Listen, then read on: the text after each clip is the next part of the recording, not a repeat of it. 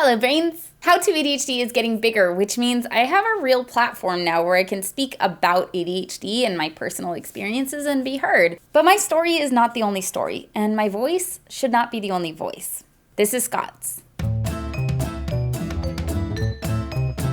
Scot is a successful DevOps engineer in the Bay Area of California. He works at a company he believes in, doing work he loves. But getting there wasn't easy. As a child, he was diagnosed with ADHD and auditory processing disorder, which is a condition that makes it hard to recognize subtle differences between sounds in words. Those conditions, and the difficulties that come with them, have made life a challenge for him, even with treatment.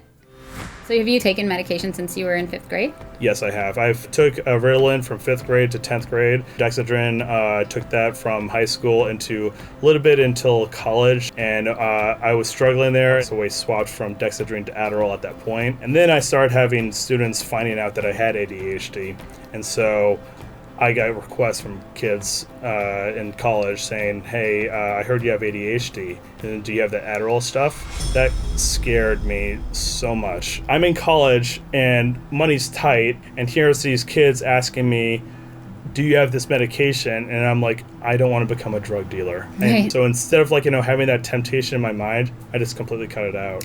Wow. And it took me longer and longer. The higher level courses started doing less and less hands-on, a lot more talking. I had professors that had a big Indian accent. It wasn't a problem, but it was just that one little extra thing that, okay, now there's an accent. He's only talking verbally. He's not actually doing the things that helps me be successful. And it was right at the time where World of Warcraft was still really relevant. I got way too into it. I got way too addicted. And so that was a major distraction on me.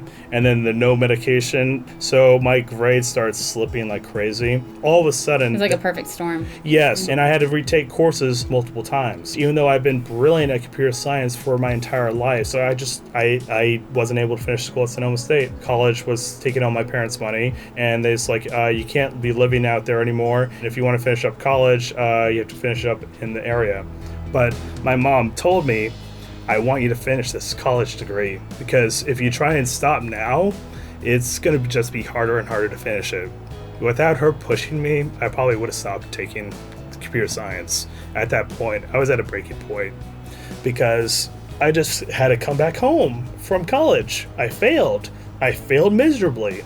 And so just because of her kind of pushing me and saying, just finish the degree, you could do something else, but I just want you to finish the degree. And I was able to do it. It took me another year to finish it, but I was able to finish it. And when I got my degree, I remember distinctly being at home, and I just remember this manila envelope, open up the thing, and there's my degree. It said Scot Melville, Computer Science, Sonoma State, and I broke down. So when I finished my degree, I was trying to find a new job, but I didn't have any internships, so I had to have minimum wage jobs, basically. Eventually, someone threw me a lifeline, and that was at Altus Research. It wasn't a high-paying job. It was my first job, but it was my foot in the door to actually get into this industry. I was actually not on the medication at that point because I had no job. I had no medical coverage, but then I started getting medical coverage because of that job, and I was actually able to get back onto a generic version of Adderall. And then as soon as I started taking it, I started fixing other parts of my life. And I randomly started applying to different companies, and I had a phone interview. And then it was just like, oh, this is kind of a cool company. And then I go in for an in-person interview, and I was like, I see the culture here. I'm blown away on how awesome everything was. Instead of being super corporate, it felt like fun and engaging. There was a quad where people were just gathering together and having lunch together. You go upstairs, it was an open floor office, and it was like, I want to be here. I really want to be at this company. And then I did the interview with them, and I failed the interview.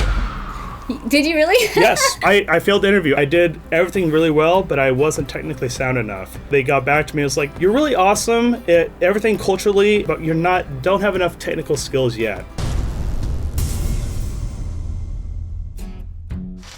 I actually asked the recruiter over the phone after he told me the bad news, what if you gave me a second chance? What if you give me the list of all the different things that I failed on? And I could come back maybe like, a month later, and I could try again and see if you think I have the skill set. And if you find someone else, then I'm okay with that. I just want to have a second chance. I can prove that I could actually work at this company. I took a week off from my old job, and I was actually able to start on how do I learn to be a better DevOps engineer? How can I build up a web server from scratch? As soon as that started making sense, I went back for a second interview and I nailed it, and now I'm working there, and I'm super happy with working at my current company. I've been working there for over 2 years. Does it feel weird to be in a position where you're successful after going through so many failures?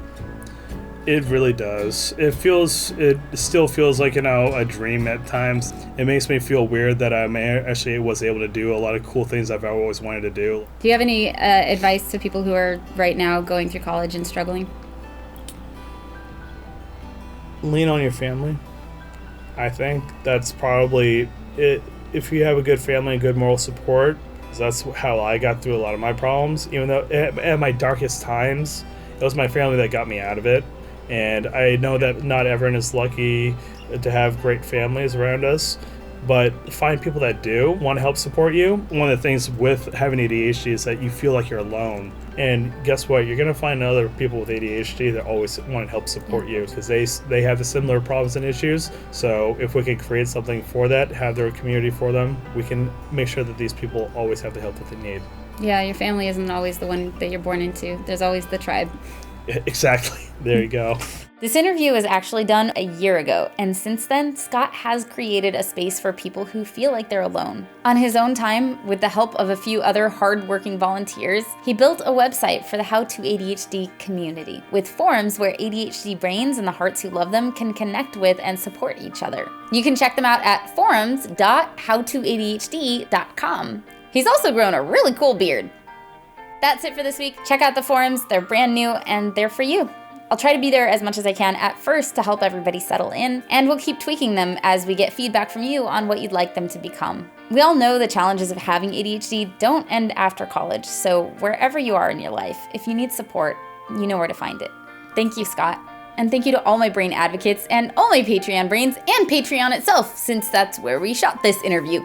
Speaking of interview, if you'd like to see the extended cut of Scott's interview, there's a lot more to his story. You can check that out if you're a Behind the Brains or Above member on Patreon. Either way, like, subscribe, click all the things so that you don't miss the next awesome interview, and I will see you next week. Bye, Brains!